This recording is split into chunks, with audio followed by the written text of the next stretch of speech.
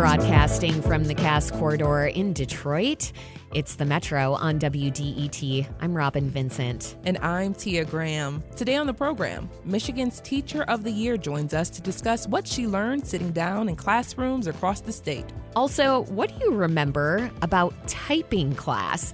Did you use a typewriter at some point? We'll key in on the old school mystique of typewriters. And advocates and lawmakers have been pushing to get a bill passed that would address water affordability in Michigan. We'll learn more as the clock ticks on this lame duck session. Plus, the tipped minimum wage scale is changing, and that sparked debate about what it will mean for people in the service industry. We'll break it down later and open up the phone lines to hear from you. But first, over the years, public education hasn't gone through that many changes. Since it began in America, the format is still mostly the same. Kids sit in a classroom and listen to an instructor. They read textbooks. They write about what they learned. But the world has changed a lot in the last decade, and with it, so has some aspects of public education. Because they're said to be too distracting, cell phones are now banned in a number of Michigan public schools. And more parents are now homeschooling their kids after the pandemic shut down classrooms in 2020. And some became less trustful of public schools. Other problems have emerged in Michigan schools. Teacher retention, for one, is a big issue, with thousands of these professionals leaving the industry each year. Kelley Cusmano is not one of those teachers. She's been an educator for 19 years and is currently an English teacher at Rochester High School. She was also named Michigan's 2024 Teacher of the Year this past summer. And in that role, she's been traveling to different public schools and trying to increase the state's teacher retention rate. And she's now about halfway done as Teacher of the Year. So we wanted to invite Kelley. I mean, Kelley, you'll always be Teacher of the Year, I'm sure. But we want to have you discuss what you've learned thus far and why teacher retention is an issue. Kelley Cusmano, thanks for joining us on the Metro. Thank you for having me. So, Kelley, tell us, why do you think you were selected? So I think there's kind of a faceted answer to that. I think I've always been really passionate about this profession. I've always been really in tune to the policies that have taken place in the state that have affected teachers. And I've always kind of lived in my career as being not just a teacher in the classroom, but a teacher for people all over the state. So I think that probably came across in my application. Some could argue teaching is in your blood. Your mom was a teacher. You took classes from her. What was that like? So my mom was actually a Head Start preschool teacher in a really small town in Michigan. And part of her job was going on home visits to these pretty impoverished families and places.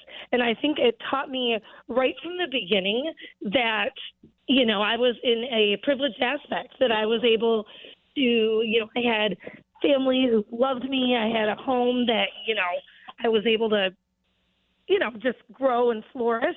And not everybody has that. And it really impacted me as I started my career. And Kelley, just listening to that and listening to that connection you have with your mom and watching her travel and go educate other folks, it kind of put into your mind some of the things that you could do as a teacher. So what are some projects that you're doing for the state as Teacher of the Year, and what does this role look like as Teacher of the Year? Well, it's busy. Let's just say that. I had no idea necessarily what I was kind of stepping into. The one part of my role is just broadening awareness on the teaching profession.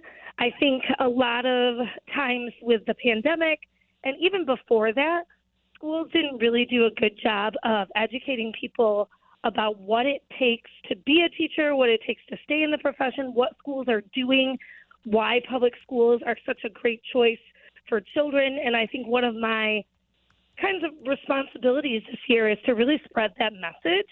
And I do a lot of talking to soon-to-be teachers, prospective teachers. I do a lot of listening to teachers that are currently in the classroom. And then I also travel around the state There are 9 of us that are, plus me, so 10 total, that are in the Regional Teacher of the Year cohort, and I've made it a mission to go to each one of those schools. Kelley, you talked just a little bit about it just now. What does it take to be a good teacher? And as well, what does it take for you all to market teaching to other teachers, or market what teaching is to the mass public, especially when we talk about the state of Michigan? I think it takes a lot of empathy, obviously, to be a good teacher. You have to be able to see other people's circumstances and situations and know how to best educate that child. But I think it takes a lot of patience. My mom definitely taught me that. It takes a lot of flexibility. No 2 days are different. Even where you teach one year might look very different the next year. And so it's really kind of broadening your ideas of, what makes a successful school and place. I think it also takes an amazing administration. My principal at Rochester is one of my favorite people, and he always just kind of takes any ideas that I have and just lets me try things out. So I think that freedom to experiment and really understand what's best for kids and to continue learning about what's best for kids is really helpful for anybody going into the profession. Kelley, that freedom of experimentation is really important. I think we can agree with you just thinking about the student experience. And I wonder what kinds of examples, if you can think of some ways that you saw teachers experimenting when you were going throughout the state, that something that really stuck with you. One place I went to Clio, Michigan, which is a little bit, over by the Flint area, and I went into an elementary class where they were coding robots, and I was kind of on the floor with these first and second graders, and they were so excited about what their robots could do. And I'm not an elementary teacher, I'm a high school teacher, but all I can think about is, whoa, we have come a long way since, elementary school in the 80s where you flipped open your little laptop and just kind of did some typing skills. Like now you have kids that are full on experimenting with robots and technology and, coding and all of these amazing skills that are going to be at the forefront of the jobs in the new future. And then besides that, I went to Kingsley, Michigan, which is up north over by Traverse City. And I got to see, a classroom that was going through patriotic songs. And then I kind of flashed back. I thought, okay, there are some things that have moved forward, and then there's some traditions that have remained the same, and that's okay. It's kind of cool to see old and new embraced in education. It's been a wonderful experience. Kelley, thinking about your time in Clio, actually, and hearing about little kids, very young kids who, are still haven't even reached puberty yet, and they're already coding. And for those who don't understand, coding is extremely difficult. If you don't have a mind for it, it's really, really difficult. So to hear little kids doing it, I mean, our future is going to be something else. I know. And the teacher that was teaching it, shout out to her, because she was on the floor with them and talking through well, your robot seems to have stopped. What could you do? And, the robot moved on colors. And I give all the credit to the teacher in that space, because to manage young children is one thing, but to manage young children and their robots, totally different. And, you were talking about experimentation and even seeing the teachers on the floor with the kids in Clio. In what ways do you see teachers getting the best support they can to be experimental and to be open and free in their classrooms? I think, when we talk a lot about the teaching profession and how teachers have been leaving at increasing rates, we can't help but also acknowledge the administration that also is struggling. It takes a lot to be a building principal or assistant principal. And so to have effective leaders that just kind of provide support to teachers when they need it, give them grace if mistakes are made, also allow them to be innovative, that's what made that teacher successful in Clio. I'll bet, and I know because I met administrators in Clio, that they allowed this program to happen and gave this teacher the freedom to cultivate a curriculum where there probably wasn't one. And then she was able to just kind of take that and run with it. You're listening to the Metro on WDET. We're speaking with Kelley Cusmano, Michigan's Teacher of the Year, about what she's learned in this role and how to improve teacher retention rates in the state. Kelley, you just mentioned the importance of effective leadership in schools and how important that is. I wonder what else you think makes a great school culture. So I think that there's usually some identity to both the community that you're serving, but also to the school itself. At Rochester, besides teaching English, the thing I'm most proud of in my career is I am in charge of our student leadership class.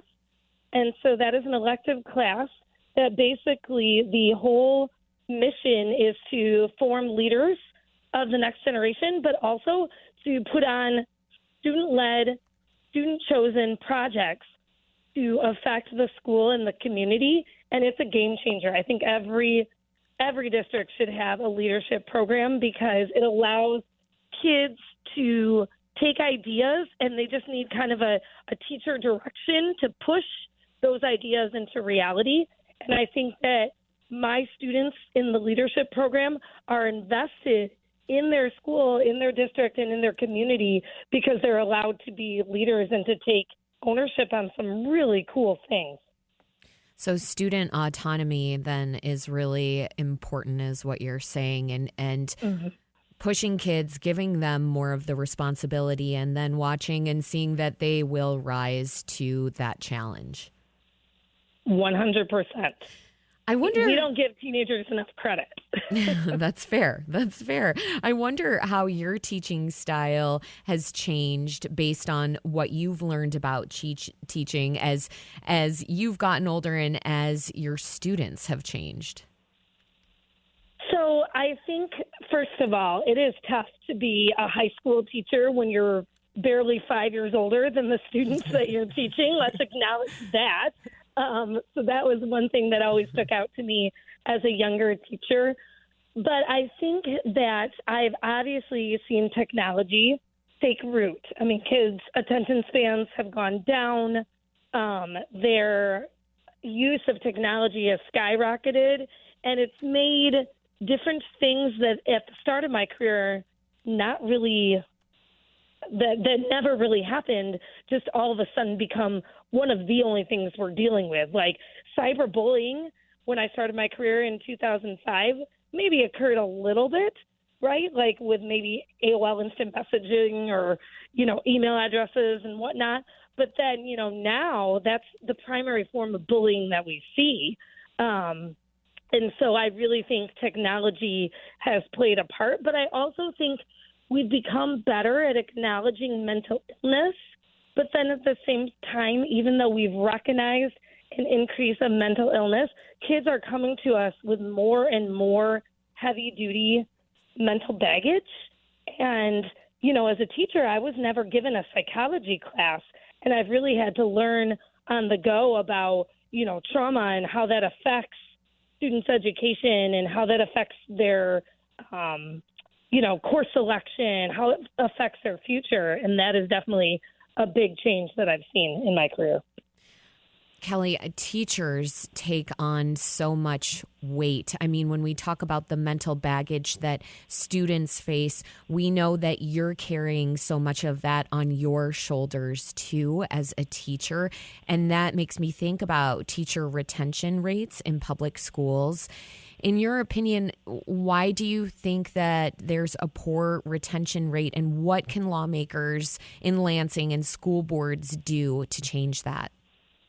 Well, I think, first of all, the state has done a great job adding in a lot more money to programs that are going to put more teachers in the classroom, like Grow Your Own, paying the student loan repayments. Like those have definitely gotten more teachers into the profession, and more people are entering colleges of education.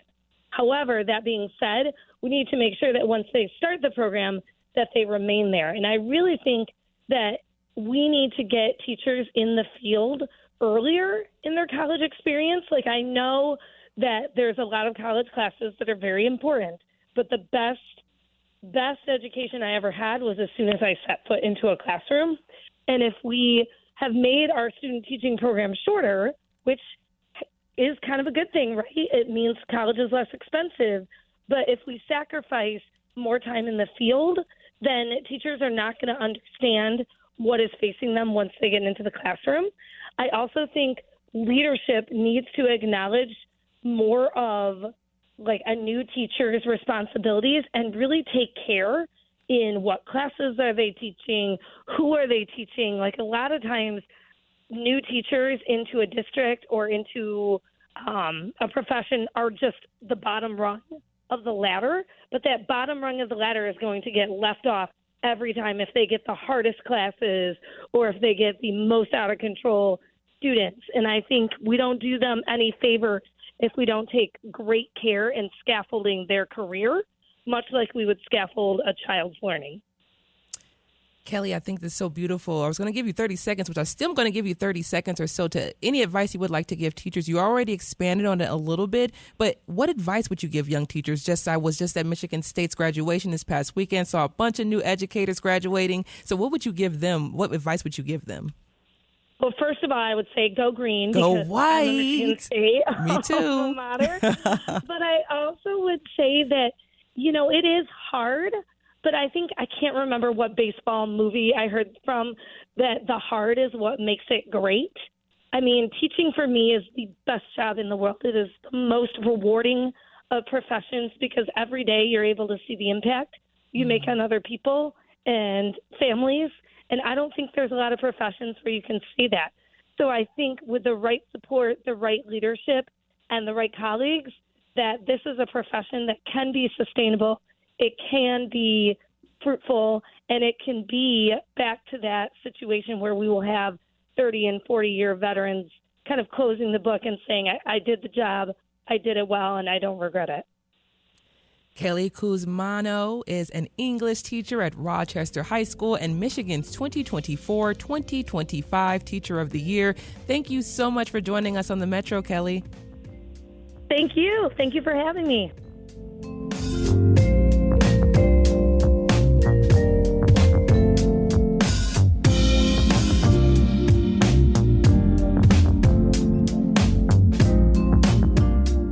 From the WDET newsroom, road commissions in Wayne and Oakland counties are preparing for the upcoming winter season by coming up with new strategies to combat snow and ice on roads.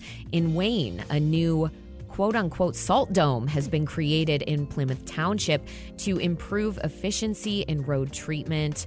And in Oakland, officials say crews are pre-treating roads with liquid Brian, focusing on ramps and overpasses to delay the formation of ice. As a former traffic reporter, I like it's interesting to me. It's interesting. Oh, I want to know what this salt dome is.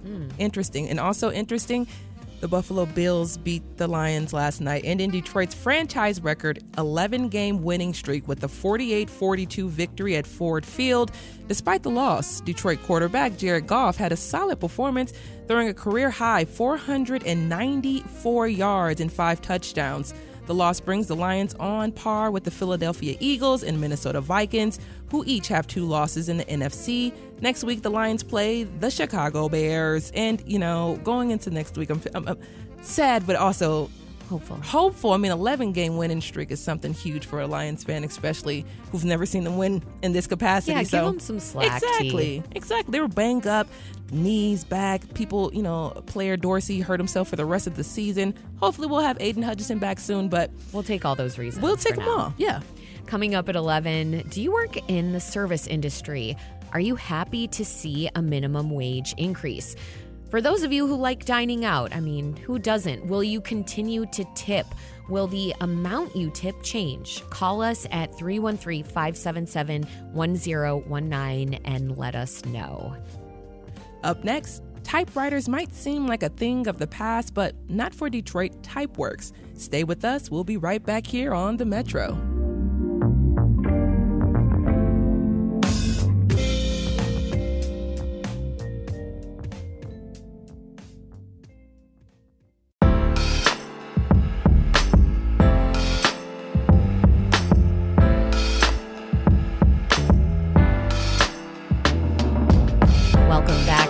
the Metro on WDET, Detroit Public Radio. I'm Robin Vincent. And I'm Tia Graham, and I am from the age where I actually did have a type class. I took a typewriting class, and typewriters were once as ubiquitous as the computer.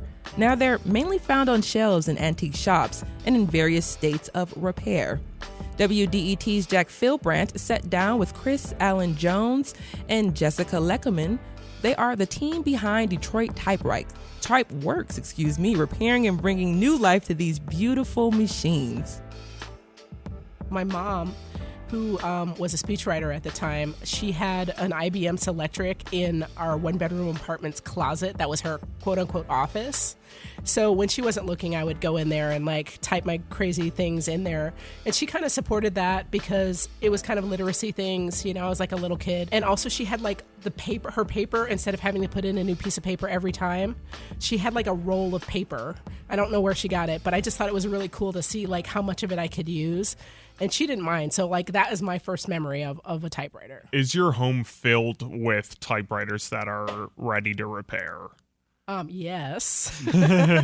Once a year, it seems like we come upon someone somewhere in the United States who has just a treasure trove of machines that they are desperate to get rid of, that are in various stages of repair or cleanliness or whatever the problem is. And we have been lucky in the last couple of years to find the teacher in Dayton, Ohio, who just couldn't deal with the mother's collection anymore, or the guy in New Jersey who inherited his uncle's typewriter repair business and had to shut it down and deal with somebody who would take care of the machines and make sure they got to a new home. That's what people seem to care about, is making sure that they land in somebody's home and aren't just dusty, forgotten items that they find a new life. One thing I'll say is a question I get a lot from customers. They ask how many extra ribbons they need to buy, because people think of inkjet cartridges, which run out after 2.5 pages. However, a brand new typewriter ribbon will last 500 full pages of text. So you could type a whole first draft of a novel or 3 drafts of a novella. And the brand new ribbons are easily available online from different vendors, and they're not some scarce item that you need to track down. When it comes to fixing the typewriters, what is something that you find yourself doing the most to get them in a working condition? The number one thing that is wrong with a typewriter, usually when we get it, is that it is disgustingly dirty. And we have found unsmoked 50-year-old cigarettes. We found a gold ring. Mm-hmm. We have found spiders.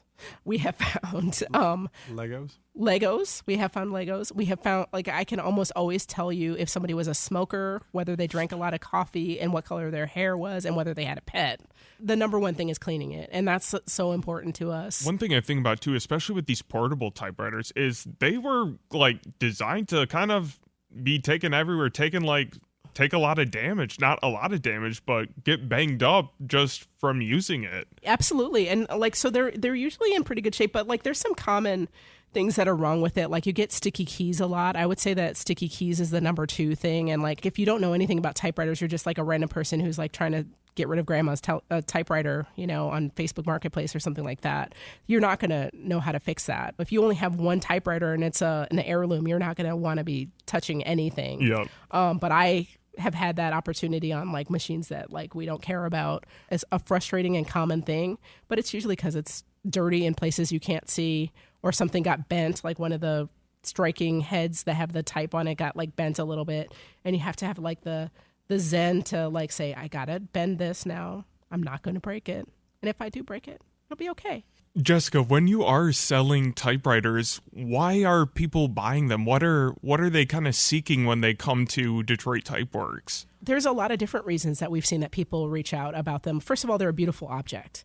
I mean, we typically only sell machines that work. We're not selling decor, but we obviously understand that the way a typewriter looks is part of the appeal. It's a super satisfying experience. I don't know if you've seen all those videos on, TikTok where it's ASMR things, but there's a very ASMR aspect to typing. You start to feel the keys and hear the sounds and the bell, and it's soothing. It's a calming situation, like when you're using it. The distraction-free aspect of it is super important to some people. Like there's people who are writing novels or people who are trying to get into poetry or other like pursuits where it's like I need to put words on a page, and they need to make sure that they're not having something else to click on. Chris, what are some questions you might ask a buyer when they come to you and say, hey, I'm looking for a typewriter. What recommendations might you have? So we try to really see what they're looking for, what they're going to be using it for, who's going to be using it, so that we're not just selling somebody something just for the sake of it. Like, we really want it to be useful. We do send a personalized video tour of that buyer's machine, like, this is how it works, this is how you use it, and that's been a big hit. We get a lot of messages of appreciation from buyers when they get that and see that, now I'm not just like opening this box like, okay, now what? All your typewriters come with a name. Could you describe the naming process? Oh, I'd love to. Because we have always been interested in the story behind the objects around us. We decided that we would always seek to find out, like, from whoever we got the various typewriters from, like, well, whose typewriter was this? And like, what was their name? And like, what did they use it for? Like, what life did this typewriter live before? So the typewriters are all named after their previous owners. Each listing, like, it describes what that person used that typewriter for. So we've had like farm wives doing the farm accounts. That one was like Veronica Louise or something like that. There have been like teachers and PTA moms and like automotive executives and like just the whole gamut of humanity, like a business major who left behind everything to come to Detroit to, like woo somebody, and like all the different like beautiful stories that you might have in life told through the typewriter. And I think that that's one of the most awesome parts of what we get to do is meeting people and finding out like the story of, like some little piece of their lives. I'm going to start with you, Jessica. If you could describe the typewriters that you have in front of those. We sell only portable typewriters because, the big secretarial ones are not something you can really ship very easily. And also they kind of don't fit into people's lives. But they're also so cool. Like, they just are like this small, like, mechanical wonder. So the first one that I brought is a Latera 22. It's an Olivetti typewriter from 1963. It's like very small. It's about 12 by 12 by 4. And it's like a pleasing, like, sort of teal, like pale teal color. And I love this machine because this is one of those typewriters that like a lot of creative people, like legends, used back in the day. Because of course, like Bob Dylan and Leonard Cohen didn't have a computer in 1963, but they did have typewriters. And the Latera 22 is like one of those typewriters that is like responsible for some of the most iconic songs in music history. If you could type for us.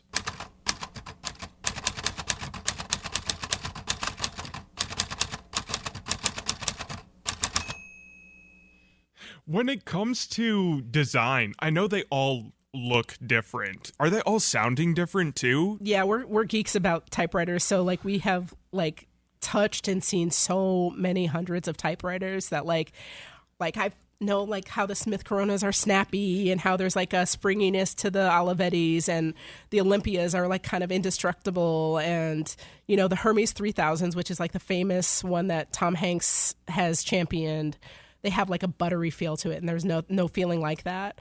But you do have to kind of be a person who's like into it to kind of know the feeling of the difference. There's a surprising number of kids, like teenagers, who are really, really into typewriters, and they need a little nudge about not trying to type like they're on a laptop, because it really takes some force. You forget that it's a mechanical thing and not an electronic thing.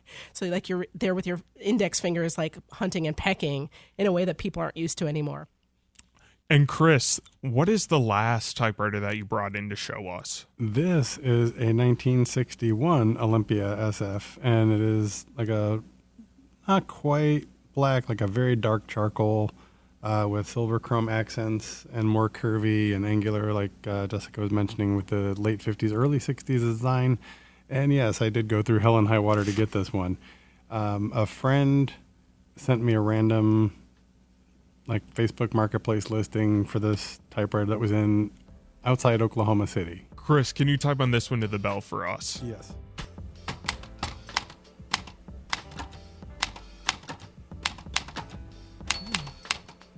That was WDET's Jack Philbrandt talking to Chris Allen Jones and Jessica Leckerman of Detroit Typeworks. Jack is here with us now to talk about his cool experience with typewriters. Hey, Jack. Hello, Tia. Hello, Robin. Thanks Hello. for having me. Of course. Jack, I gotta know. You're quite a young lad. Why typewriters? I feel like this is just way before your time. I'm a young lad with some older parents, I will say. Hey now. Not Experienced parents. Exactly, experienced parents. But I definitely towed that area of computers to typewriters, and remember my dad doing a lot of work on a electric typewriter. Sounds. Exactly, and using the typewriter to just write words, letters, anything, just to hear that noise and get that feeling. It was essentially used as a toy between my siblings. Yes. Oh, so you guys were acting like dad, just exactly, business letters. I love that so much. So Jack, what is the connection here that we see today? That generational connection that we're seeing with typewriters, and why it's so important to folks at Detroit Typeworks. Yeah. So they are coming back. I think it's very much like vinyl records. We are seeing a return to old forms.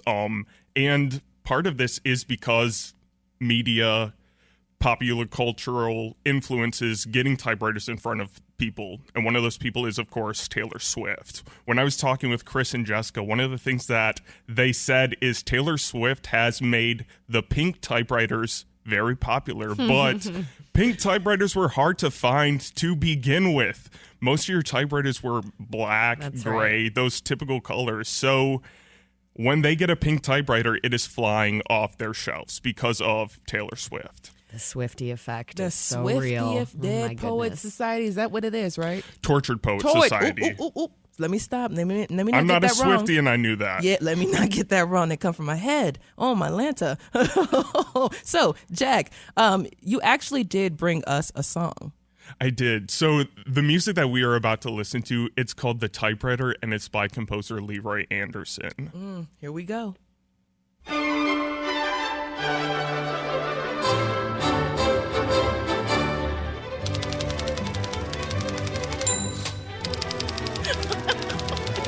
Circa what time?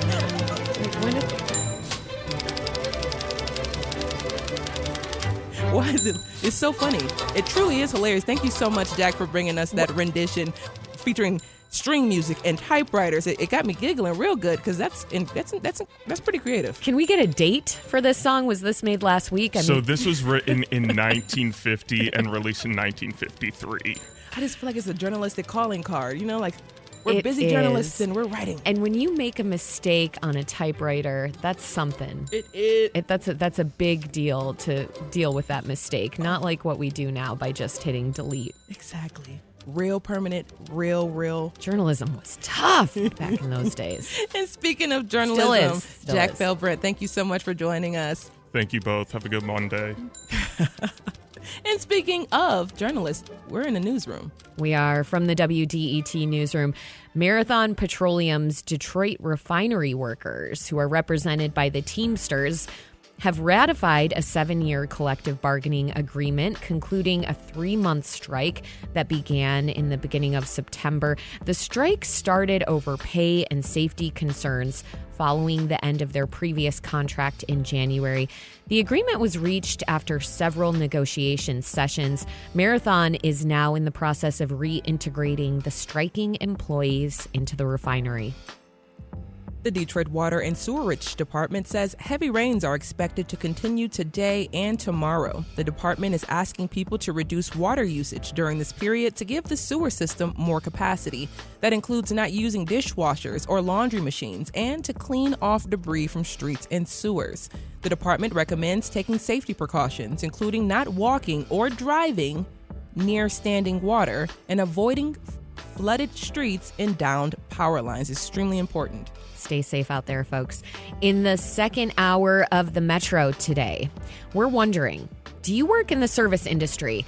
Are you happy to see a minimum wage increase? If so, for those of you who like dining out, will you continue to tip?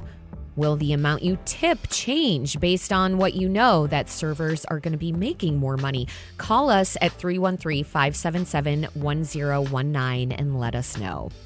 Coming up, Michigan families have been struggling to pay their water bills. We'll get the latest on an effort to address this problem. Stay with us.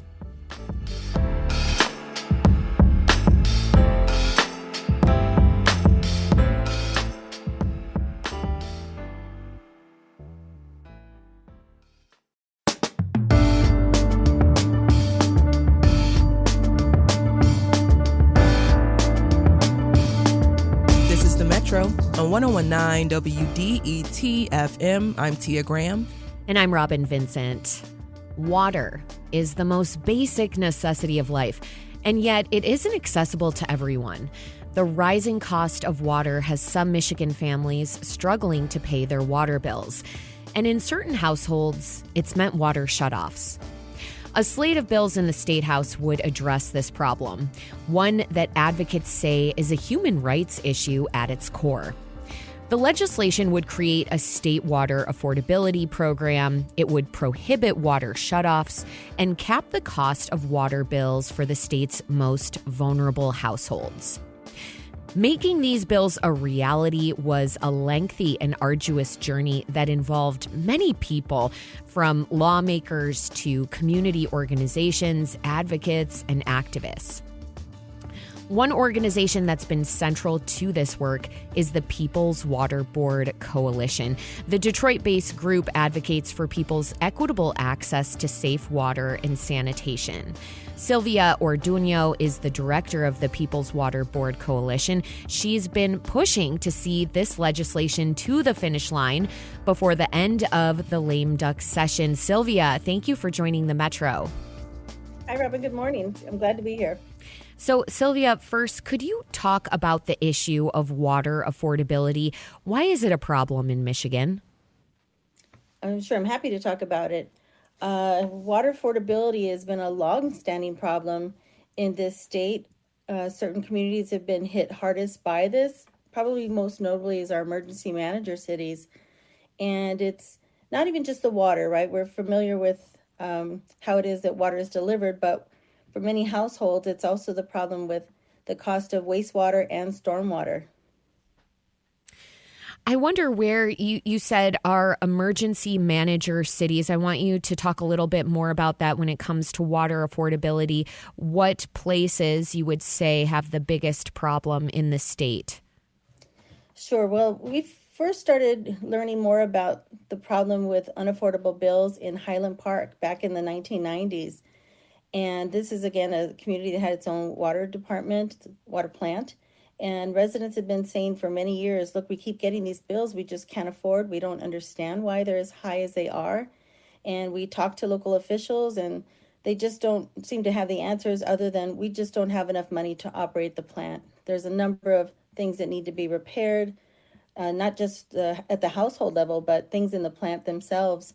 And it's soon after we started having those conversations that we're hearing more and more in the city of Detroit that residents are having trouble paying their water bills. And the shutoffs have been going on for a while. And we had heard different stories anecdotally for a number of years. But it's really when we started looking more closely at this and asking residents, can we actually come to your home and learn more about what's going on, where we saw how really dire the situation was. I remember a couple of homes that we went to, residents had a water hose coming through their kitchen window from a neighbor's home who was willing to share water because that home's water had been turned off. Another resident told me they had just gotten back with buckets where they had filled them up at the nearby car wash. And another resident who was, actually she was there taking care of her husband, who was a police officer who had been injured on the job and was on medical retirement. And she was waiting for her daughter to get there with some water in their trunk so that she could wash dishes and help give her husband a sponge bath. So we certainly heard a lot of stories over the years, and it wasn't until we started also looking more closely at what was happening with residents who were building up large arrearage, couldn't afford to pay them, and at the time the city of Detroit was also transferring those water bills onto property taxes, and that was another reason that a lot of people started losing their homes. So it was affecting people in a number of ways, but it wasn't really being openly discussed or looked into. And so this is where we started working with a lot of other advocates, including attorneys, to really understand what was the scope of this problem. Sylvia, you've just described some really desperate circumstances. What was going through your head when you saw some of these scenes, when you saw this household where they were using a hose to get water from their neighbors, for example? I wish I could say it was shocking, but I think that it was actually something that we knew was going to be a problem. I started in this work as a community organizer with Michigan Welfare Rights Organization and had been working with the Highland Park Human Rights Coalition. And so they were saying that there was a number of things that they kind of anticipated were going to be happening when welfare reform was passed nationally in the United States. And Michigan was at the time, or the governor at the time was really one who said, we're going to make sure that we're making residents work, that you can't just stay on welfare. You've got to make sure that you're pulling your weight, pulling yourself up by your bootstraps. But then a lot of things weren't being put in place to make it so that people could be self-sufficient and get the jobs that were promised as part of these reforms and get the assistance with childcare and on and on. And the ways in which utility bills were getting paid were also being changed. And back in the late 90s, at least, water bills weren't that expensive. You could expect to get a bill for maybe about $15 every quarter, the way it was being billed in the city of Detroit. And then over time, it started changing to $15 a month and then going up steadily since then. We had started learning from the water departments that, they just don't have the revenue they need to be able to pay for the cost of what it takes to deliver service. A number of water mains were breaking all over town. I remember hearing news reports that a big main had broken and was flooding, local highways, and all of these things cost. And we understand it takes money to be able to pay for all these things, but the way that it operates, it's on the cost of customers. And residential customers, especially low-income households, were bearing the biggest brunt of this because the bills were going up steadily while people were having trouble being able to keep up with the cost of living. And overall, just the economy had been struggling very much in these years. When we saw the 2008 housing crisis hit, we knew that this was, again, just another symptom of how difficult it was economically for a lot of low-income households. A number of people look at this issue and say, I pay my water bill. Why aren't other people more responsible in doing that? What do you say to that? It's really an unfair thing to say. And I think if anyone has ever had the experience of having any of your utilities turned off, even for a short time, if they're doing some work at your home or on your block, you'll know that it's not only just inconvenient, but it's something that you can't wait to have restored. For low-income families that have been basically punished for not being able to afford their bills, it's been a really, I don't even know if I can find the right word sometimes. It's been just such a distressing situation. No one ever chooses to pay their water bill because it's an awful way to live.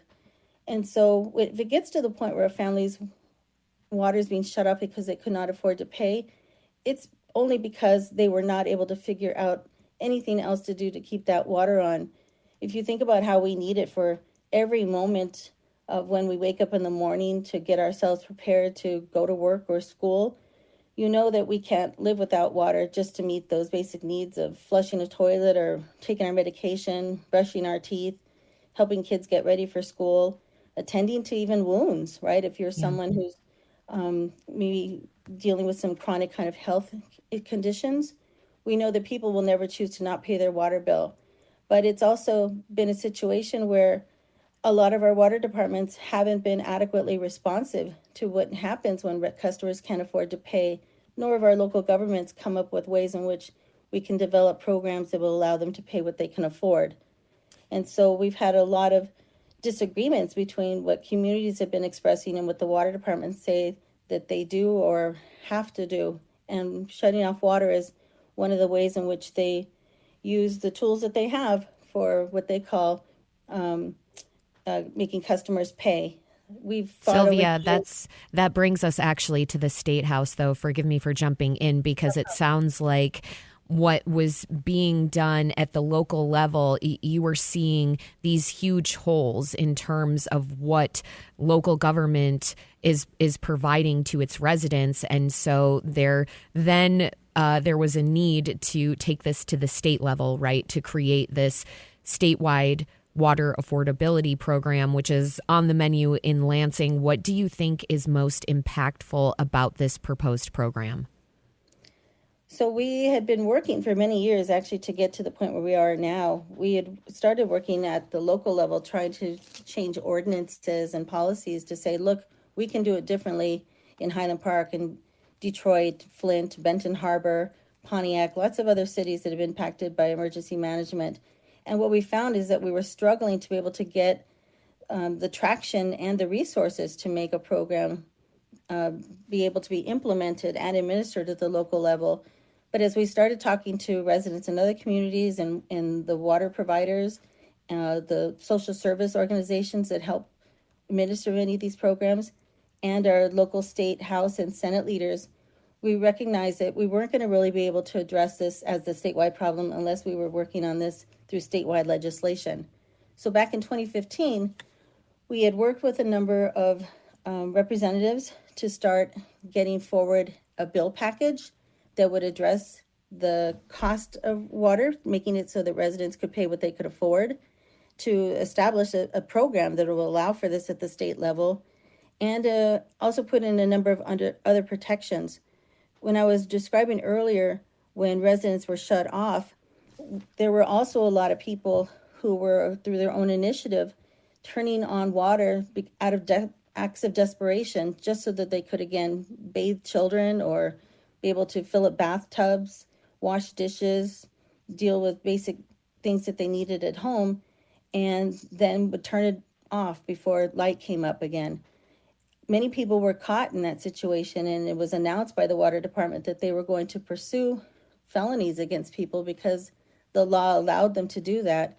So there were people that were charged with felonies for turning on their water when they couldn't afford to pay. One of the bills currently is to change that from a felony to a civil infraction, to recognize that this is not the way that we want to go after people who cannot afford their water. Right. Criminalizing someone's desperate act just trying to access water.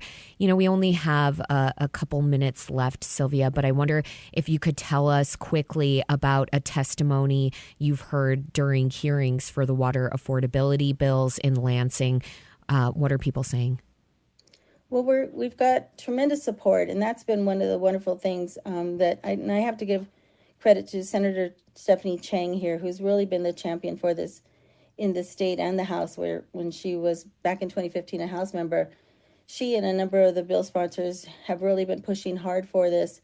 But we've come up here in a number of challenges with representatives in particular districts where they weren't always sure if this was something they could support. They didn't believe it was necessary for their residents. But as we've been learning more and more about the cost of lead service line replacements and water main upgrades that need to be done, replacements as well, we've recognized that this is something that's necessary. But one of the things that's been a struggle is the bipartisan efforts that have not always panned out. We've tried to make it clear that water is not a partisan issue, it's not a political issue, and in the Great Lakes, we really can be doing much better than we've done in ensuring that there is water security for residents. And we've got to have many more conversations about how it is that water is delivered and the cost for paying for it all, but it can't be at the expense of low-income customers who can afford the least amount of these increases. But we're really hopeful right now, and I think that that's the thing that has been a struggle to have hope. We've been really close to getting the votes. We've been short one vote. Last week was a little bit of a setback with some disappointments where we thought it wasn't going to happen, but we're back today feeling that we might be able to get that last vote in the House to be able to move it to the Senate, where we've been told we have the numbers. Sylvia Orduño is the director of the People's Water Board Coalition. Sylvia, thank you so much for joining the Metro. Thank you very much.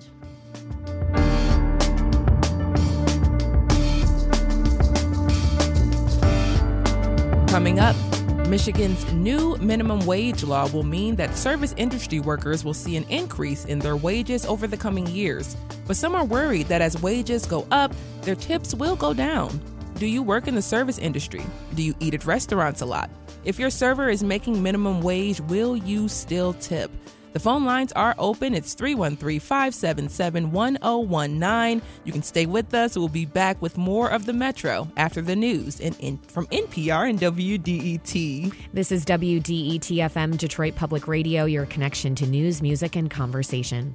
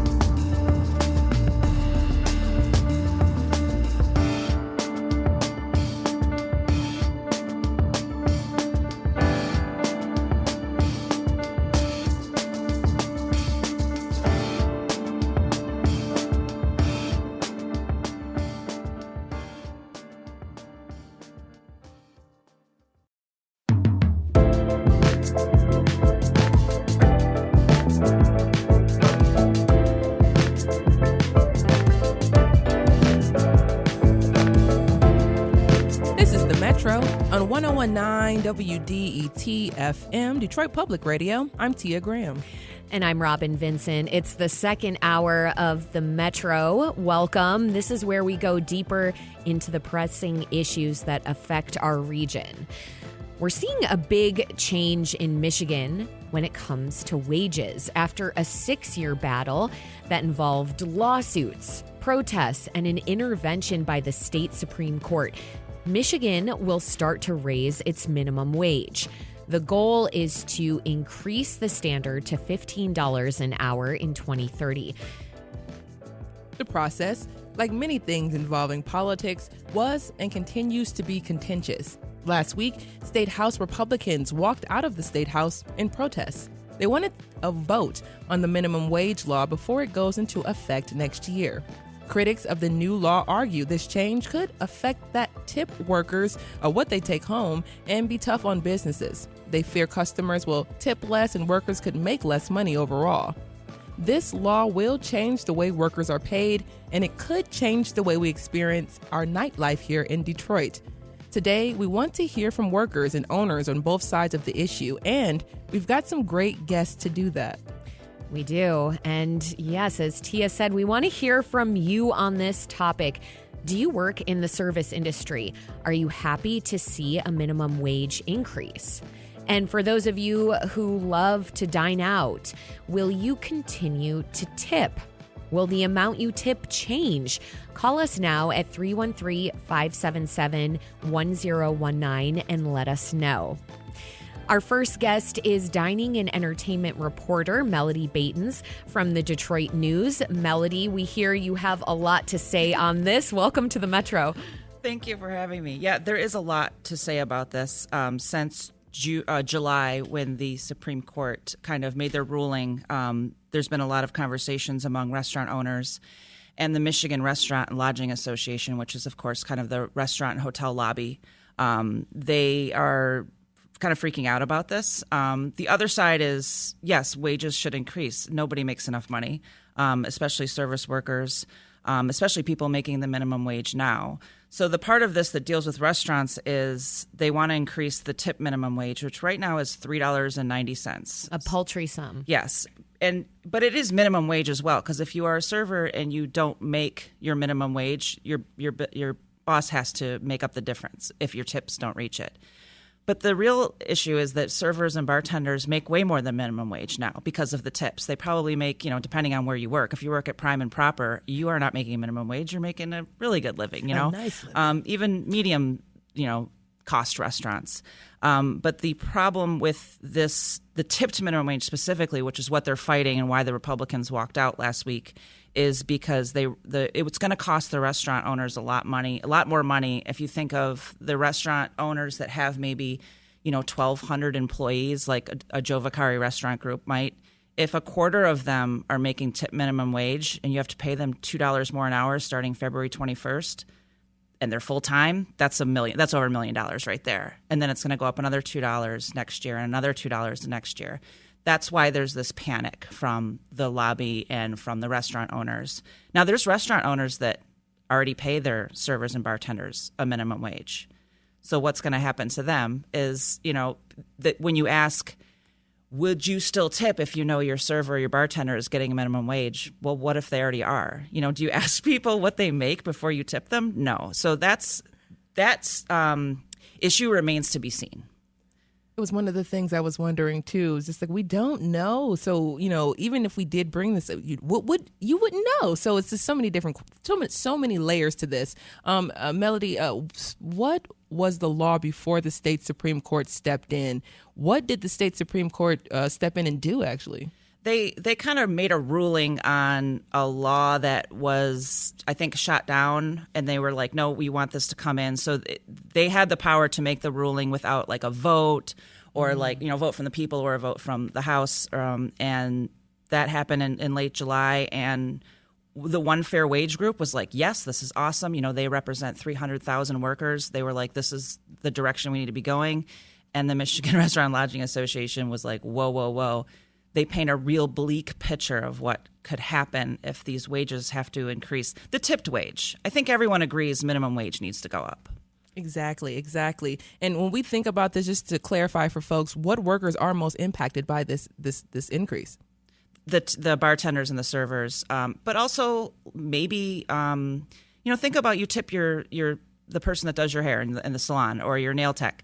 You don't know what they make. If they own the salon, they make what you paid them for the service minus expenses. Like, there's a lot of tipped workers that, the tipping industry in this country is a wild, vast conversation. And I am not sure about this gloom and doom situation where people are going to stop tipping if wages go up. Mm-hmm. Can you talk about that for 1 minute? Just the wild vastness of the tipping world in this country, and more specifically where we are right here in Detroit. I mean, since the pandemic, you've seen it where you go get a coffee, you flip the screen, can I have a tip? Can I have a tip? Can I have a tip? And people are having tip fatigue now. But in general, like the classic sense of it, you go to sit at a bar, have a couple drinks, you tip at least $1 a drink. If you're getting a $15 cocktail, you're tipping at least 20%. You go to a restaurant, you tip your server. If it's around the holidays, you tip a little more. These are their wages. The customer supplements the wages of the staff, the tipped staff for the restaurant. Restaurants are already operating on thin margins. This is how it is in this country. People go to Europe and come back from vacation and always say, they don't tip in Italy. They don't tip in Germany. It's a different economy. They have different services, social services, a different tax structure. I have heard from people who are against, quote, getting rid of tipping, they can have a part-time job as a bartender for 10 hours on the weekend and make a bunch of cash or make a good amount of money quickly without having to have it be their career. And I also talk to people who it's their chosen career, even though they have a degree, because it's more stable, it's more fun, and they enjoy, getting tipped from their regulars and their clients. It makes me think a little bit about traveling abroad, as you've just mentioned, and how tipping is not customary in other countries. And in fact, it's to the point I've been to several countries where I've had servers chase me out of restaurants to give me back. You forgot this, and it was insulting almost. I've had people in restaurants tell me that's insulting for you to put this money before us, as if to infer that we are not already being taken care of. And then a big and important conversation ensues, and that is, well, I come from the U.S. where a lot of servers are not really necessarily taken care of from a wage perspective. I wonder, how do you see the whole the subject of tipping? Like, is it Is it out of control? I mean, in the U.S. right now? I think when you are tipping someone who has, if you're both standing up and no one has moved from their space, they're just kind of like, basically when you get handed a coffee or a donut. I bought $100 worth of cupcakes a couple weeks ago for a work party, and there was a tip line for $20 or for 20%. I'm like, but you just put the cupcakes in the bag for me. And it's like, I did tip. I didn't tip 20%. But, because we weren't seated at a restaurant. But, like, that's happening, and people are getting fatigued on that. We're also seeing a lot of automatic gratuity, which I think is a kind of a good medium way versus raising the price of everything and doing no tipping, which we've seen not work in Detroit, and versus, saying, okay, if there's more than 2 of you or 3 of you at the table, we're going to ask for an automatic gratuity. And I think that's fine. I usually tip a little more than that. At least it's almost like, okay, good, that's done. But I know I've seen many diners say, I don't want to go anywhere where I'm forced to tip a certain amount just on a principle of it. Wow. So that's kind of a way you can kind of reach the medium of this. Melody, just listening to that, I'm also one of those folks who has a little fatigue from tipping because I love to tip. I love to make sure that people are taken care of. But at the same time, we gotta put some parameters around some of the things that we're actually doing here. If you're listening to the Metro right now on WDET, we're discussing the upcoming changes that will gradually raise pay to $15 an hour by the end of 2030 with Melody Baytons from the Detroit News. And we want to hear from you. If your pay could be impacted by this, let us know your thoughts. If you're a diner, will you tip the same if you're at a diner? Will you tip the same once these changes go into effect? And that's 313-577-1019. Now, let's go to Verona here in St. Clair Shores. Is the new law going to change how you tip? No. And tell me why not. Well, I guess I don't tip based on the owner of the restaurant. Mm-hmm. I tip based on the server and their like personality or attitude. And I find, I don't know, I haven't had a bad server in a long time. And Verona, when I think about what you're talking about, you're going to continue to tip. What are some of your other processes that you go through when you are going to a restaurant and you're looking at some of the things? Maybe you're going just to pick up and you're not going to actually eat. Do you still see yourself tipping then? No, I hate that. Well, I don't see them as they didn't cook it. It would be like when I go to any store, they're checking out. Yeah. I don't tip a salesperson. Yeah. If I'm buying clothing or at the grocery store. Verona, thank you so much for giving us a call and letting us know your thoughts on this subject. And if you all would like to call as well, it's 313-577-1019. Melody, we're going to be hearing from folks on both sides of this conversation, but I want to acknowledge again, you cover the restaurant industry here pretty intimately. Tell us about what you're hearing from workers regarding a minimum wage increase. I'm hearing that they don't know this is happening. Overwhelmingly. That people, I asked my bartender over the weekend, I was like, hey, real quick, I want to ask you, what do you think of this new wage increase? And she was like, what are you talking about? And I explained the whole thing very quickly to her. And she let me know, I already make, I don't make $4 an hour. She makes like closer to 10 because she's been there a long time. She's like, she let me know some of the servers that are new, they do make that minimum wage, but she's been working there a long time. And she, at the end of the day, she makes much more than minimum wage, but her check is, her hourly is already over $3.90.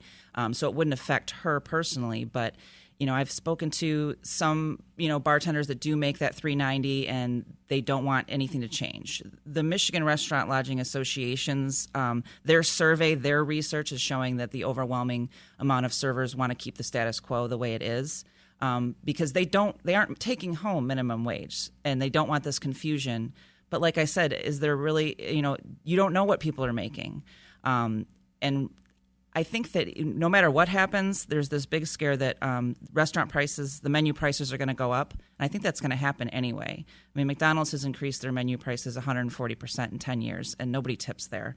And I think so. My point is, I think it's going to happen either way. It's just how fast it's going to happen. Michigan isn't the first state to implement this. Do you have an idea of how this has affected businesses and workers in other states? In Washington, D.C., they did raise the minimum wage, the tip minimum wage, and, things are pricey in Washington, D.C. But is that because of that, or is it because it's Washington, D.C. and it's a fancy town? It's not ruined their industry. Washington, D.C. loves a brunch. They love a bottomless mimosa. They have great restaurants there. But, the MRLA paints a picture of a $40 cheeseburger, a $60 Caesar salmon salad, right, and say that, restaurant owners and servers are going to across the river to this, Virginia or Maryland to work. But, Detroit, Michigan is a little, we're close to Toledo, but not really. I don't see servers going to Toledo to work in that case. But yes, from the picture that the Lodging Association is painting, it's dire in the states that have done this. And Melody, just last week, we talked about it in the intro, opponents protested at the state capitol and state house. Republicans walked out of the legislative session. And one of the reasons is because House Democrats would not change this law. Talk about how it transpired and what are Republicans asking for here? So the switch happened in July with the Michigan Supreme Court making their ruling. And then it was actually a bipartisan, a law to, put in front of the House right now as what they're trying to do. And that's bipartisan, is from what I understand. They're really not trying to mess with the regular minimum wage, just this tipped minimum wage, and also the earned sick leave, which is another thing that the restaurant owners are fighting, because basically the Supreme Court ruled that there can be earned sick leave where if you work somewhere long enough, you can get like 3 days off if you're sick without a doctor's note. And restaurant owners really don't like that because they need to know people. They need to have people on staff. Their schedule into upheaval. Mm-hmm. And before we let you go, Melody, Michigan isn't the first state to implement this. Do you have any idea of how it's impacted businesses and workers in other states thus far? I know, the Washington, D.C. thing for sure. And then there's another state where they tried this and the governor basically shut it down before it could reach the law. So, it has happened. But, we'll see if they can. Also this goes into effect in February, and then it increases every year. So there's a lot of time for them to fight this if they do want to keep fighting this. It's not going to be like, on February 21st, bartenders are going to start getting $10 an hour. This is $2 and then $2 and then $2. So if they don't change anything before the end of this year, I predict that they will keep fighting it. Melody Baitens is the restaurant and entertainment reporter for the Detroit News. Thank you so much for joining us on the Metro. Thank you.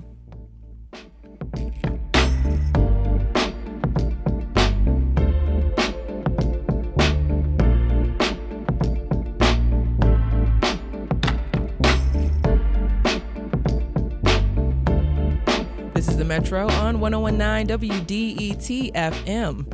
And we have the question for you. Do you work in the service industry? Are you happy to see a minimum wage increase? For those of you who like dining out, will you continue to tip? Will the amount you tip change? Give us a call, 313-577-1019, and let us know. We just heard from Melody Baitens, and we're going to hear from more guests up next.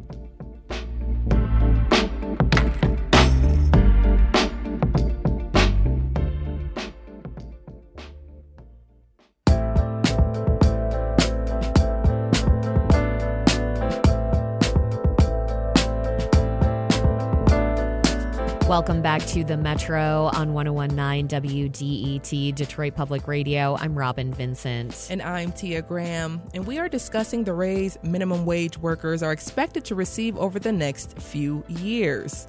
Discussion around these changes really became amplified over the last few years. And the phone lines are open and we're waiting to hear from you. Do you work in the restaurant industry? Are you worried that as your hourly wages go up, your tips will also go up? Your tips will actually go down, actually.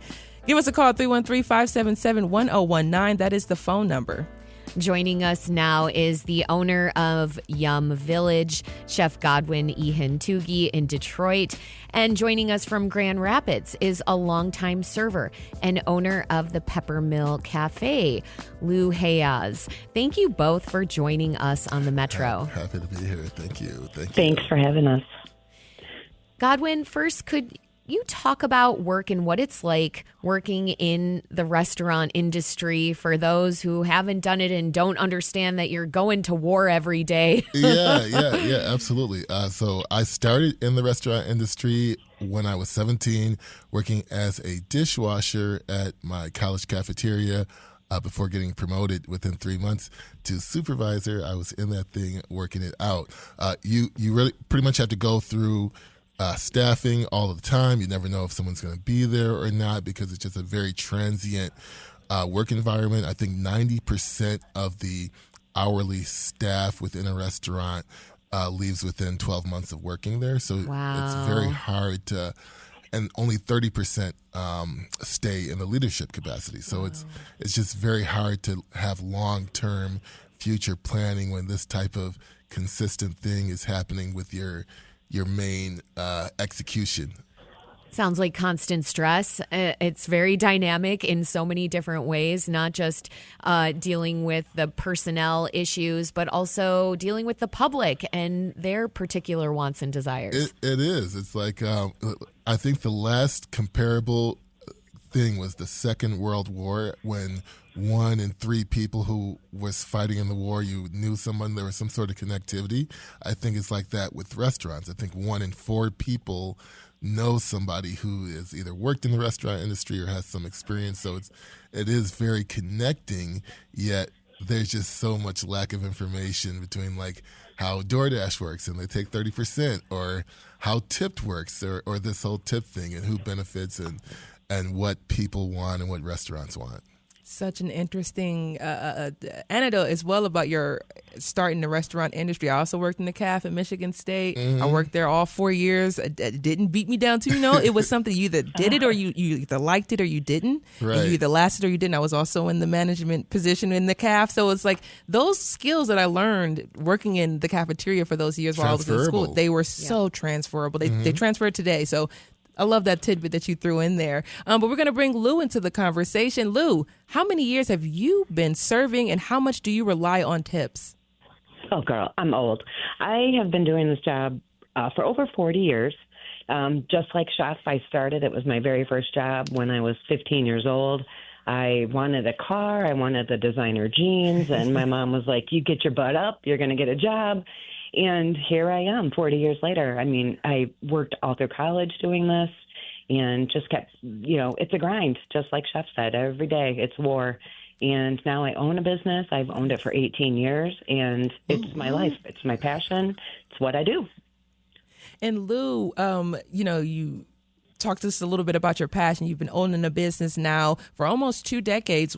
Why do you and why have you continued to do the work? I'm such a people person. I love it. I love when people are having a bad day, we can make their day better.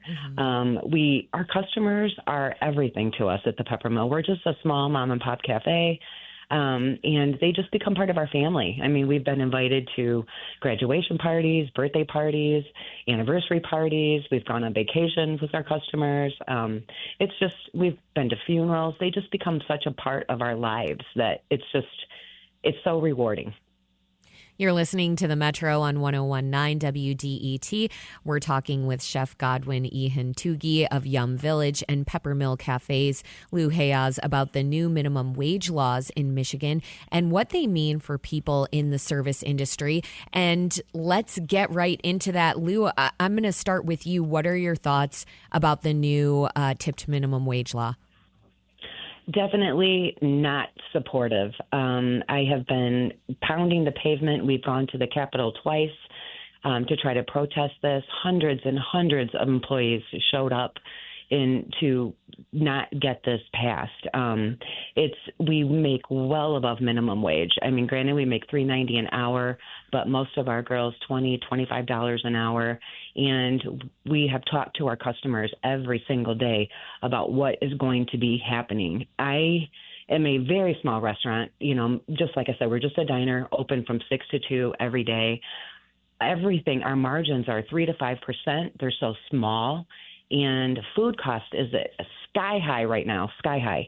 And I just don't know where we are going to get the money to pay these people, and I'm a server too. I make most of my income serving. 95% of my income comes from serving. And I'm just worried that, we're going to have to raise our prices. It's inevitable. It's happened. And, we are probably now going to have to start charging service fees on credit cards, which I know everybody does right now. We've kind of kept that down. We haven't wanted to do it, but unfortunately, we have to find money somewhere. We're going to talk a little bit more about what this is looking like at your restaurant, Lou, but I want to turn to Chef Godwin. What are your thoughts on the new tip to minimum wage?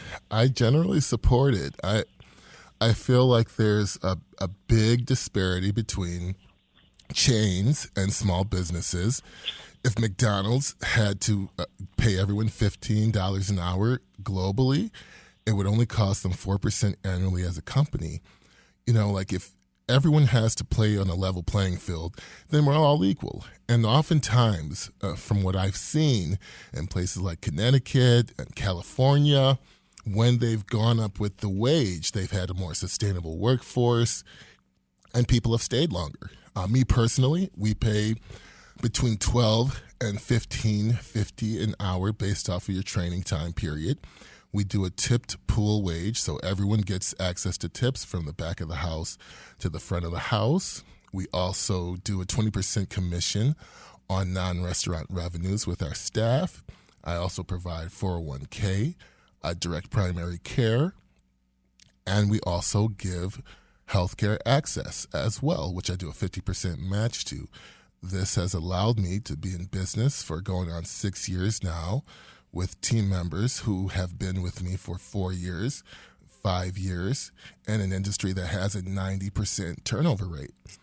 So I just find that we just got to try it out versus doing what we're doing now and allowing chain companies to leverage this disparity and make tons and tons of money while small businesses have to cover the shortfalls of it. Godwin, why did you decide to use that model instead of a tip-based model? We still get tips. Everyone still gets tips. Mm-hmm. It's still there. We just find that, and I think as this becomes more public, businesses are going to find that the consumer will support the ethical behavior. They'll make their way to the businesses that are deciding to do the right things in an industry that is rooted and in need of desperate change. And you being someone who's worked since you were 17 from all levels of this industry, you're a dishwasher, you're an owner, you're a chef, you've done almost everything you can think of. I'm operating now. I'd be in that thing. Don't get me giggling in here. But seriously, you've been through every single, almost every single job within this industry. So how does your perspective bring a different, I guess you can say, changes to the industry that you want to see? How do you manifest some of the things that you want to see, especially with the models that you're using within Yum Village? But how are you manifesting this? I mean, this is a ridiculous take, but I just feel that if you want to see change, you have to drive change. Otherwise I'd still be in chains, or my ancestors would be. So we got to just push for the change that we want to see, or accept it and just live with it. Godwin, we can expand on that for a while, but it's true. A lot of the rebellions weren't talked about. A lot of the things that were happening during the enslavement of our ancestors, they didn't talk about the uprisings and the rebellion. So thank you for that. Lou, I want to bring you back into the conversation. What do you make of Chef Godwin's model? What's keeping you from trying out a model like what he describes? Oh, I feel very happy for him that that's working out for him. Like I said, we are a small diner and we survive on eggs and potatoes and bacon. You know what I mean? Burgers, that kind of thing.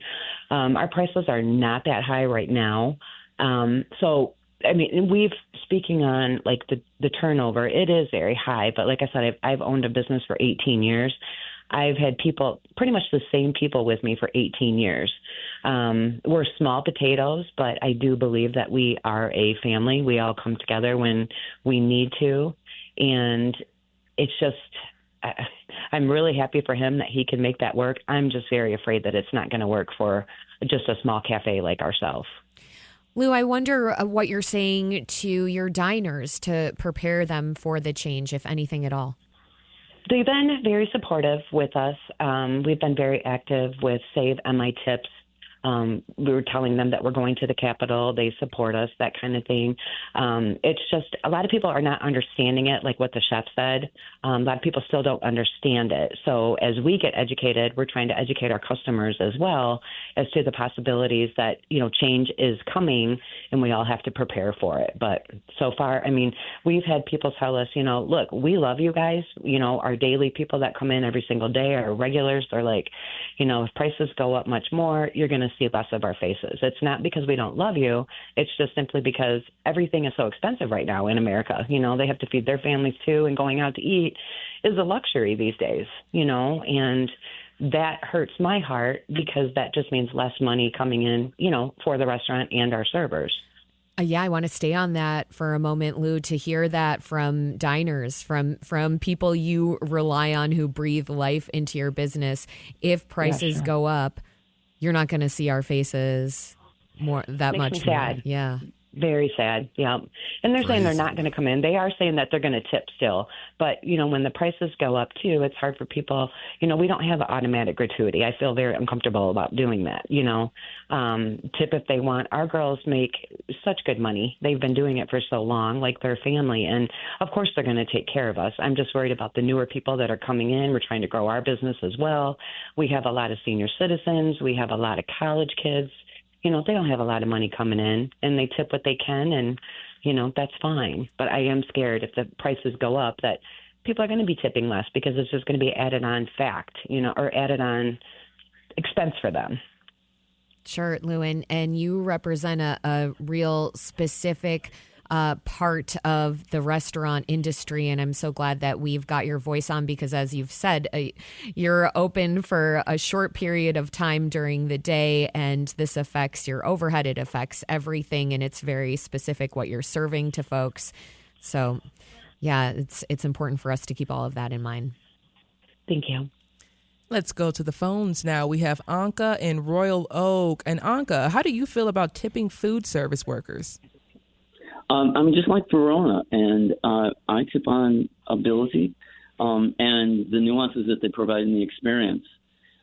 So I rarely tip on carryouts, and if I do, it's after I've kind of like looked at the business to see, would this be helpful, more helpful if I tipped or if I didn't. I want to kiss Chef Godwin. I loved everything he had to say. 90% turnover. He supports, built-in tipping. And, what I wanted to discuss a little bit, because I think it's been left out in this discussion as well as in others, is that, tipping actually began in Europe in the 1920s. Is when it really started to take off. And it became there's a connection there to their strong union culture. When you look at the countries in Europe, tipping is not expected. But if you do tip, in Spain, 10%, England, 12 to 15, France, 15 to 20, Germany, 5 to 10, Netherlands, 10 to 15. I don't think the lady that was just talking would like a 5% tip. Okay. It's considered a discretionary reward for, exceptional service usually. There's a couple of good articles that I sent you and David and Carrie and Robin about this. Actually, in 1910, there were some states that banned tipping, but they were walked back because they were difficult to enforce. I did work as a server. I worked in downtown Birmingham at a place that had high volume, high turnover in customers. We were just like churning them out. Bag Frog Tavern. I killed it. But when I went in there initially as a new server, it was difficult. And I had come from an occupation where I was used to making $50 an hour. And now here I was, if I was lucky, based upon where they put my section, if I was walking out of there with $20 an hour. I worked my way through it, and I got to a place where, in 3 hours of the time on St. Patty's Day, I killed $2,000 one year. Anka, thank you for describing so much of the hustle that those of us who've worked in the service industry can relate with. I'm going back to the phrase. It's like going to war with your coworkers each and every day. Chef Godwin, Anka was saying something about tipping at places where she thinks the workers might really need it. How can people tell the tipping and compensation structure at a restaurant? It is pretty complicated. And, one thing while I'm very disheartened by the pandemic, we did have so many lessons, right? We were all closed. We had to get creative in how we distributed information. And so I really think that it's just based off of newsletters. Like we have a newsletter. We try to include that information there. I think if you have an Instagram or just your social media, like these are ways, but it's again, the ethical businesses who are communicating and putting that stuff out there. It's I think why Ben and Jerry's got popular and skyrocketed at one point. It is. Well, I want to say thank you both to our guests right now. I want to say thank you to Chef Godwin Enihentugi. Thank you very much. And is the founder and owner of Yum Village in Detroit. I am so hopped up on caffeine today. I'm so sorry. Chef Godwin, thank you so much for joining us on the Metro. And thank you to Peppermill Cafe's Lou Hayaz. Thank you so much for having me.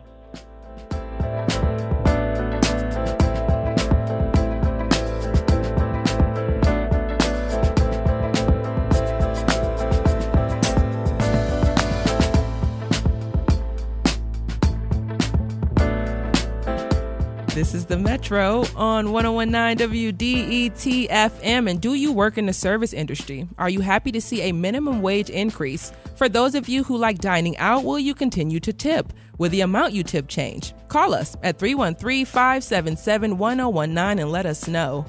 And we're going to keep Lou around, actually, and continue our conversation about the new minimum wage law in Michigan. Stay with us. We'll be right back here on the Metro WDET.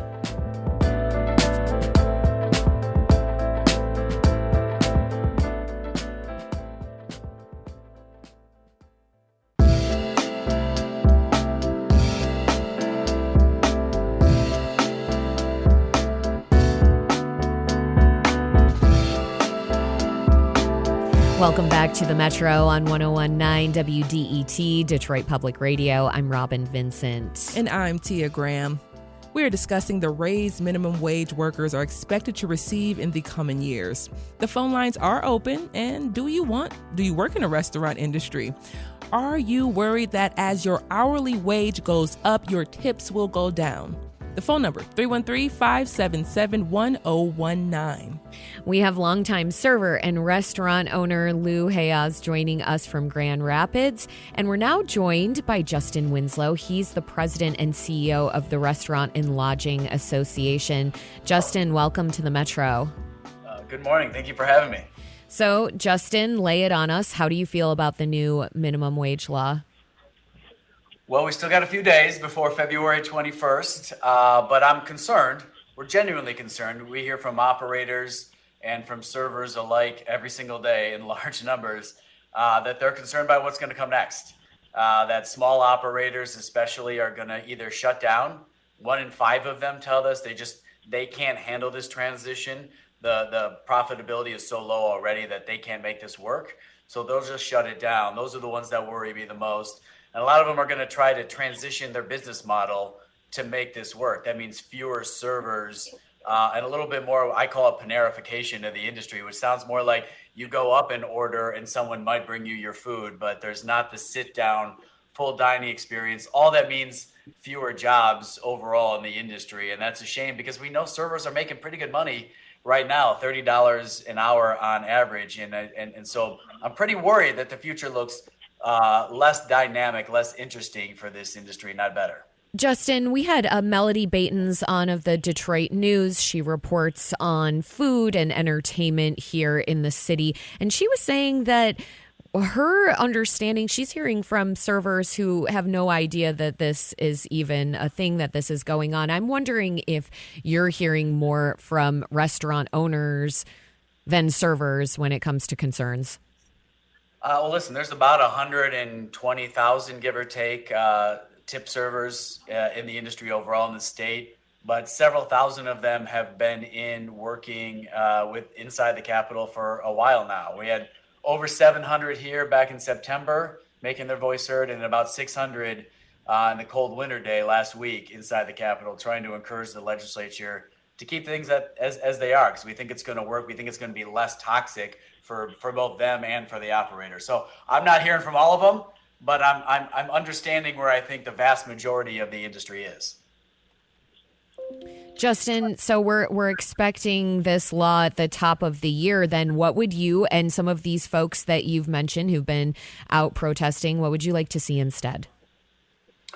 What we like is the legislation that was introduced in a bipartisan way by a Democrat, frankly, it be the way forward, which is to raise that top line minimum wage to $15 an hour. That's what that legislation did.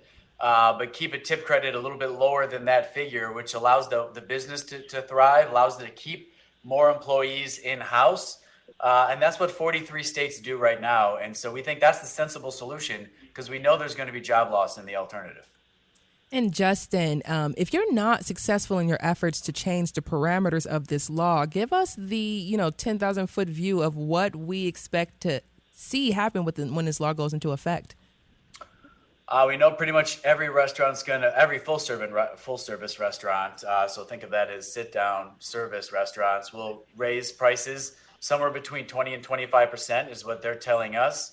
And that means 56% of Michigan voters say they're going to dine out less with that kind of a price increase. And that's, none of these things happen in a vacuum. So those price increases are going to cause people to dine out less or not at all anymore. And that is challenging for the restaurant servers and operators as well. And so it's kind of a vicious cycle, but I don't think it's going to be good for anyone. Justin, thank you for that clarification. Definitely needed to learn a little bit more about what was going on there. But we just heard from Chef Godwin at Yum Village. They seem to be doing okay. What's the difference about them versus some of the smaller restaurants that we're seeing?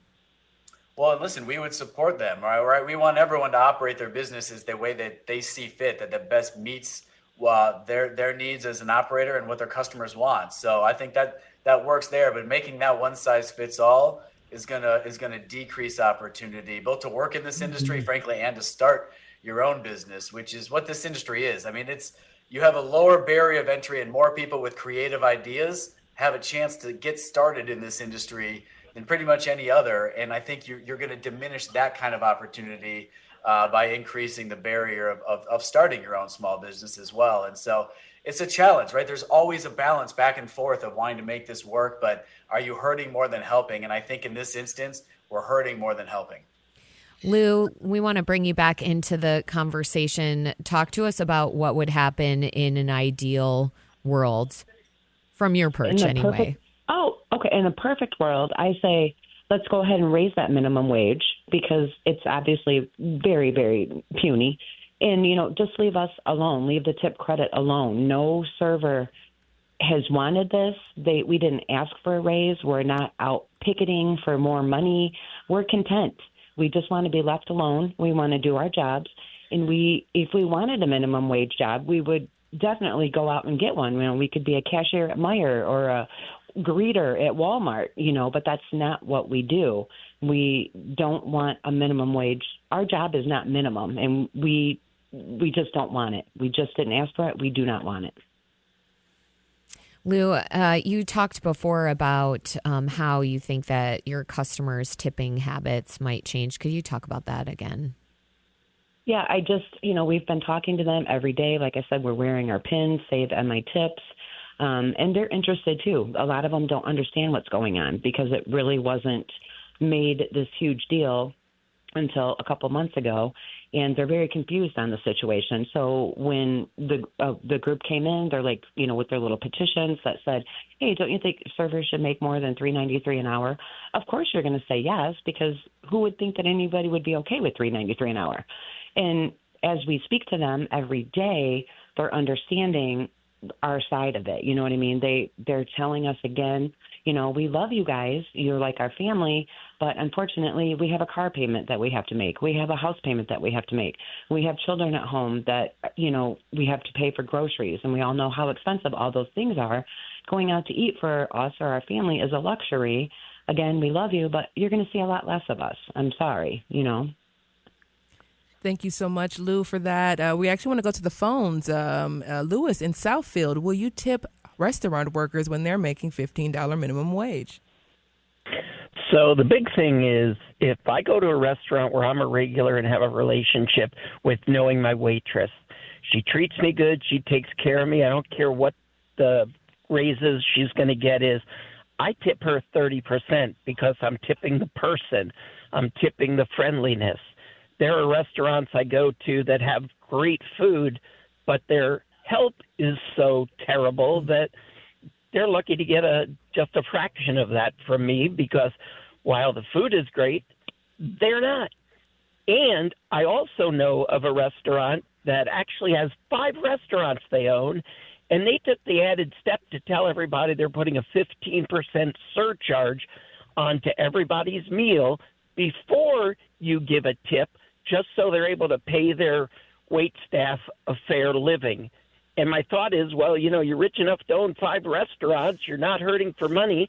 Your average check for 2 is right around $100, and you're making me pay 15% more.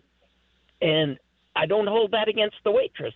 I hold that against the restaurant. But I think waitresses need to split the tips with all of the back of the house staff, and then I would definitely give more, knowing that everybody got a fair share of my tip.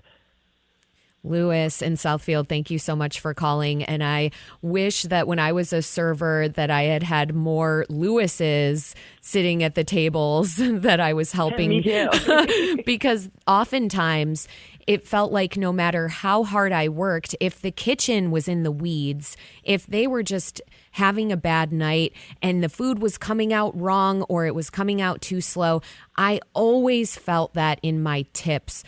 Lou, can you speak a little bit to Lewis's comment about the relationship between the front and the back of the house? Yeah, it's a war. It's a war zone back there.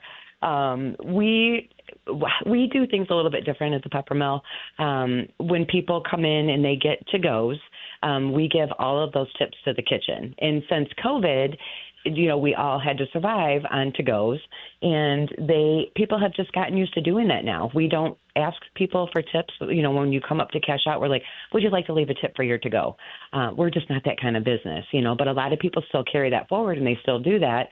And our kitchen does really well. I mean, we have a line out the door every Saturday and Sunday, and they're getting great tips back there, and they have to split that between four cooks, But you're exactly right. When the kitchen does get in the weeds, it's a bad time.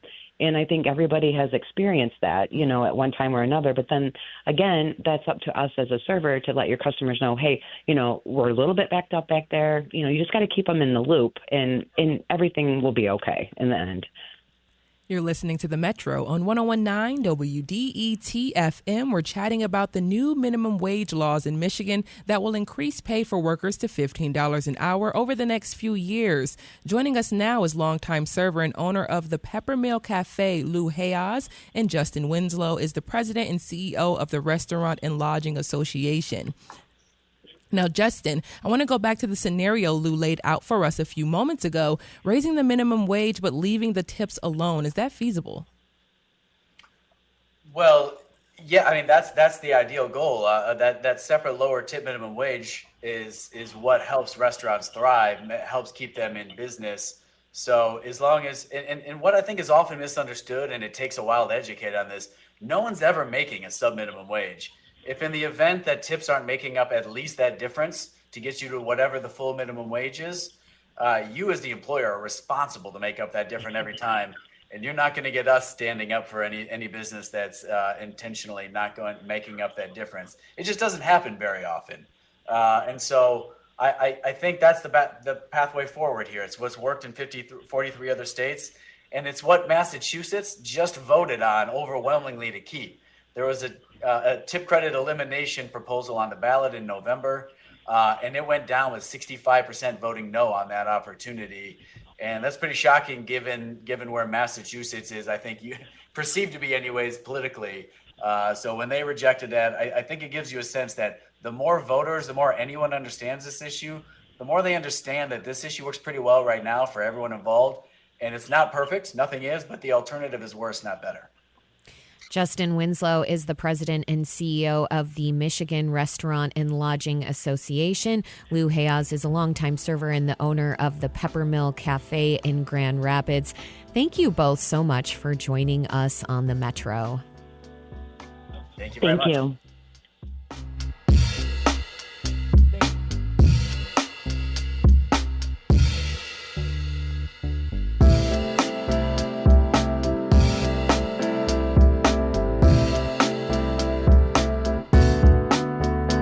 Tomorrow on the Metro on 1019 WDET, the killing of United Healthcare's CEO has opened the floodgates for health insurance horror stories. We're going to talk about medical debt and how has medical bills impacted your life.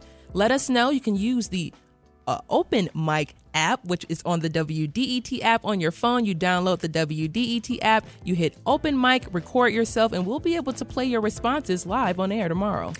We can't wait to hear from you. That's the Metro for Monday, December 16th. The show is produced by Sam Corey, Carrie Jr. II, and Jack Philbrandt. Our engineer is Nate Bender. Our senior producer is David Lyons. The Metro is a production of WDET, a listener-supported service of Wayne State University. This is WDET FM, Detroit Public Radio, your connection to news, music, and conversation. Thanks for listening. We'll talk tomorrow.